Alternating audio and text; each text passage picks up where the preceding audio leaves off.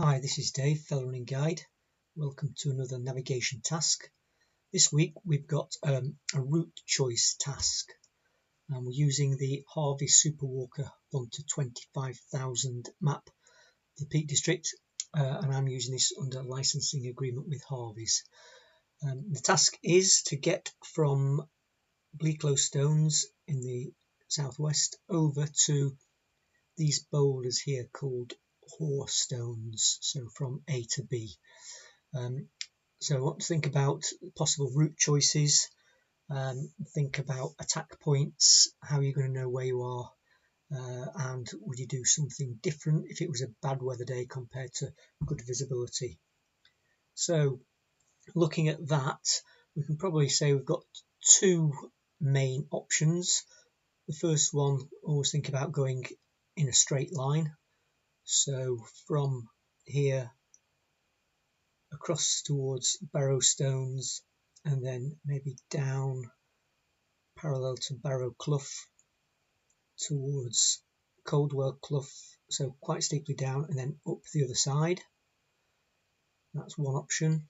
And then the second option would be to cut across here and pick up this intermittent path that leads us around there. So longer distance but less descent on that one versus shorter distance for a straight line, but the shorter distance has got this drop down, losing all the height down to the River Derwent and then back up the other side.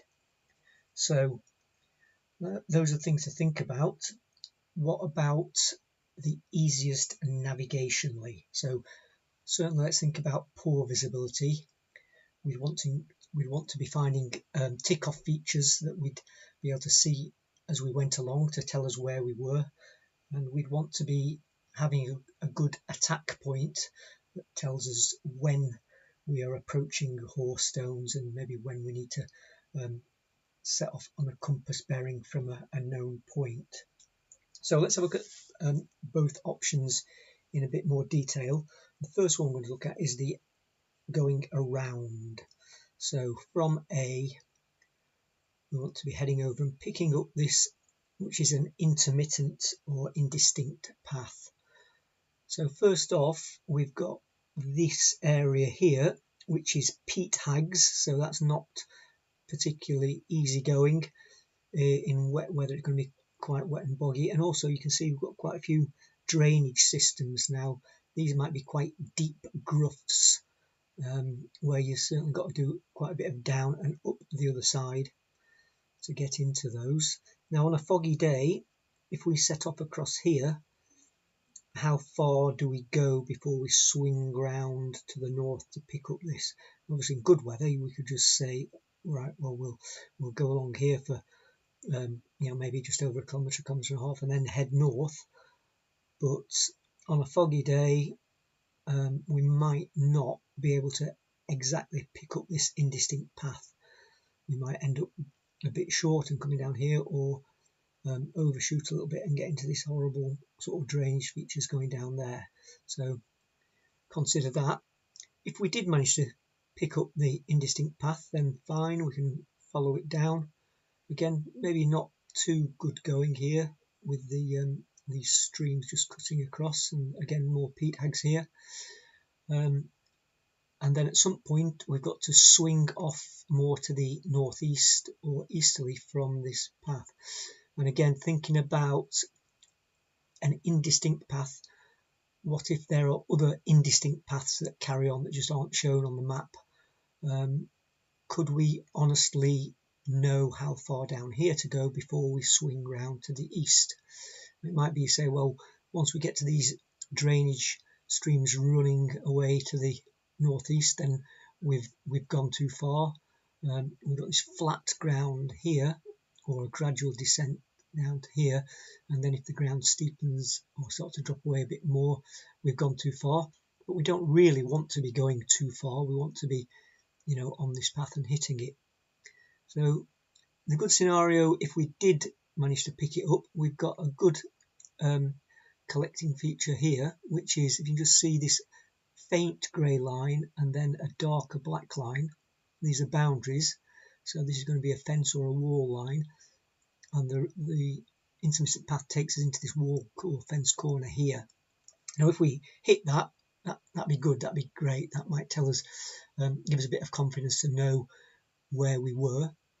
And from there we'd expect him to be swinging maybe a little bit more to the northeast, a bit more of a northerly component, and looking to cross this water feature here, and then swinging just round the back of this high ground here, and then heading a bit more east again. Someone mentioned in the comments about seeing this path coming down, this footpath. Now I've said this before, this is only a public right of way, not a known path on the ground. So if you were walking along here looking out for a footpath on your right or a path on the right to tell you where you are, you could be walking for a long time and not see it because it might not exist. So bear that in mind. We have got an indistinct path that runs north from here, but again, indistinct. Would we see it, or would we find something else and convince ourselves that that is what we're looking for? The gradient along here is all quite slack. We're not really going up or down. Now, if we were on this path, we may well find that we get to the bit where it kinks back more to the southeast, that's good, back into these grouse butts and drainage systems. So that might tell us where we are, and then starting to climb up ever so slightly. This is the 510 contour around here, I think. And then on this point, the path symbol changes to a more unbroken line, so that might be an indication that it's a better path. So might be that we found this and thought that's fine, and then we carry on. So that takes us quite close to our destination, but these horse stones here are still probably 200 meters away from that path, and also the way that they are oriented, they're slightly downhill, and wouldn't necessarily be able to be seen from this path. So that is something to bear in mind. Again, if we're looking for these boulders from above and they're slightly down below us, it might be hard to see. So have we got an attack point? Well, someone said the spot height, the 515 spot height could be an attack point, but on such a flat plateau or flat area there, I'd be reluctant to use a spot height, because it may well be that the ground before it goes up to 514 meters, for example, and sometimes in the fog, or even not in the fog, you can see one little rise and think, oh, that's the high point, and then you stand on it and you look at another and think, oh no, maybe that's the high point. And also, is your altimeter accurate to within 1 meter? That would tell you you're up to 515 meters and you've risen from maybe 514 meters. So that's not necessarily a good tactic. What we could see if this path is mapped accurately is there's a tiny little kink there where the path goes slightly back north for a moment. Oh, not north, but more of a northerly component, northeasterly before slightly southeasterly again. So we might find that, but again, that is very that's quite subtle, is that it's not a big change of direction for a long period of time. So it's not beyond the realms of possibility that on a foggy day that you end up overshooting slightly and coming down here. There's no real obvious feature that we can start pacing from. So if there was an obvious summit here or a real obvious stream that we crossed, we could start pacing, but trying to pace out maybe a kilometre distance over vague terrain, that might be quite difficult. So I'd be a little bit concerned in bad visibility that we may overshoot. And the map finishes here, so we don't know, but we're starting to go downhill. But how far downhill do we go before we go, oh crikey, we've missed it? So yeah, on a clear day, if we were convinced that we could pick up this and go along and maybe find this rise here, then that we might be able to take that one. But in really bad visibility, I might think I might want to get a little bit more close to those horse stones and know exactly where I am. So let's have a look at the more direct route then. So what we could do is, we're already on this indistinct path, we could follow it along, crossing this stream and then this stream. We could even follow it all the way into Griner Stones and then back out to Barrow Stones and across. I might be tempted to get to here and then just cut straight due east and cut the corner there.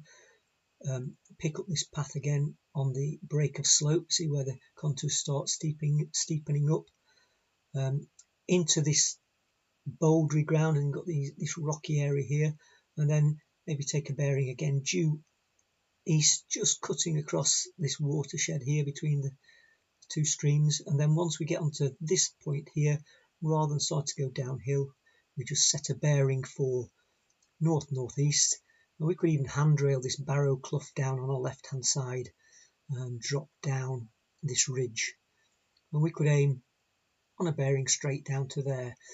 We're not really going to get lost on that. We can go confidently, because as we get to this point here, we could take aspect of slope, which means which way is this slope facing.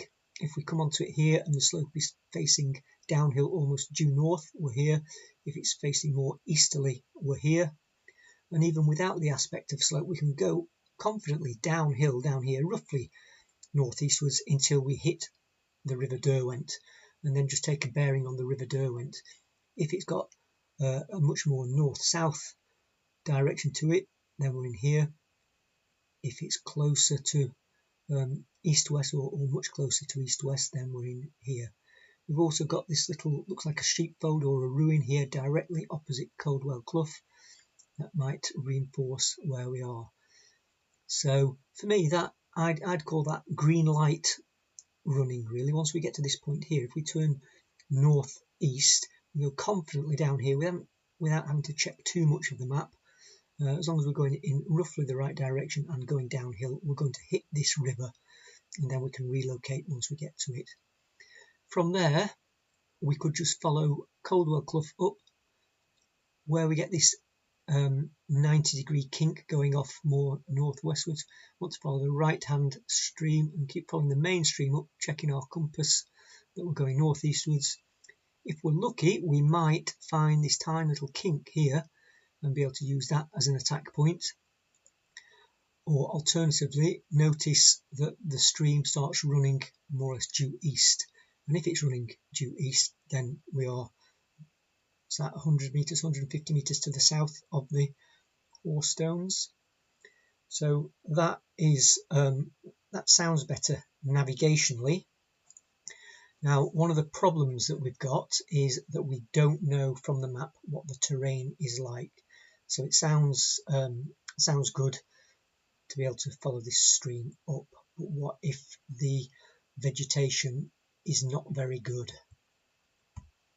Well, this is a photograph of Coldwell Clough, just where it comes down and meets the River Derwent, and we can see quite heavy, deep bracken on the left bank as we look, and also quite deep, inaccessible heather, or certainly thigh-deep heather on the right-hand side. So not particularly easy going. Yeah, you could go up the stream bed and get your feet wet, but that's even higher up. It could get a little bit tricky there. So off the map, we wouldn't necessarily know what the going's like, although navigationally it would be more straightforward.